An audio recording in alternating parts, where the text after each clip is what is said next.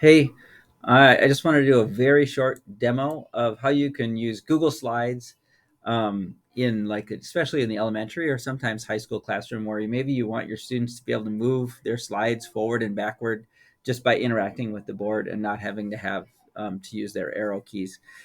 Quite a while ago, Google used to have an option where you just tap on the interactive display and it would advance the slide, but they don't do that anymore. They took that away and you have to swipe, but sometimes that doesn't work.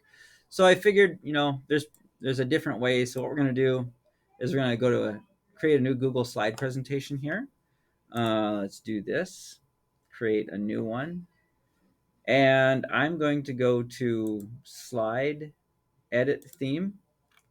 I'm going to go down here just to this bottom one. And I'm going to insert some arrows, shapes, and we'll put one there.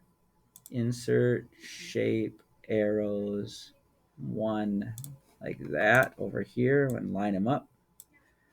All right, so then I'm going to right click and select link, and I'm going to use next slide for this one. And on this one, I'm going to link that to the command um, previous slide, but it doesn't show up, so I have to do next slide and then go in here and get rid of that where it says next and do previous. Okay, previous slide. All right, so we've got our arrows. Let's rename this. Let's call this blank with arrows. Good. I'm going to close that. Now, when I'm on any slide I want those arrows on, I just have the slide, I click layout, and then do with arrows. Let's add a couple more. In fact, I think I'll just duplicate this. So if I duplicate it, they're all going to have the same arrows on it. And just for a demo, let's insert some shapes. Let's do this here for slide one. And let's insert this for slide two. And insert this for slide three. All right, so now when they present this, these are always in the background and they're always clickable.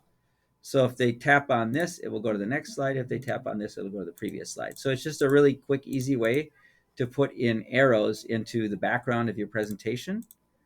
The other thing, if you're a Bertha Hewitt staff member and you go into Google Slides and you hover over this and then select choose template, you'll see an option here under Bertha Hewitt School District where I've created a template with those arrows.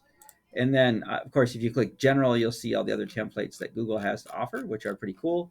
But this one, again, does have the arrows. So I'll double click on it. And now here again, it's basically the same thing. I've linked an arrow to next slide, previous slide.